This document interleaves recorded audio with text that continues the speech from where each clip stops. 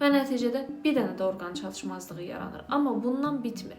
Əvvəlcə trombositlər dəli kimi bir-birləri ilə birləşirlər. Daha sonra isə bu birləşmə prosesləri dayanır və artıq belə deyək ki, trombositlər müəyyən qədər tükənir. Çünki çoxu əksəriyyəti artıq birləşib tromb əmələ gətirdilər və bu zaman isə artıq qanın laxtalanmasında iştirak edən hüceyrələrin belə deyək ki, anlıq olaraq azalmağa başlayır və nəticədə artıq laxtalanma prosesi tamam yuxarıda dağın başından kəlləmayallaq aşır və bu zaman isə artıq qanaxmalar yaranmağa başlayır. Yəni əvvəl tromb əmələ gəldi damarlarında, indi isə tromb yox, qanaxmalar başladı. Yəni gördüyünüz kimi səhv qanın köçürülməsi nəticəsində immun sistemin aktivləşir və bu aqressivləşmə nəticəsində müxtəlif orqanlarda orqan çatışmazlığı yaranır. Bu proses bir neçə dəqiqə ərzində həyata keçir. Əgər müdaxilə edilməzsə xəstə həyatını itirir çoxlu orqan çatışmazlığından. Bəs bu zaman nə edirlər? Əvvəla köçürülən qanı dayandırırlar. Çünki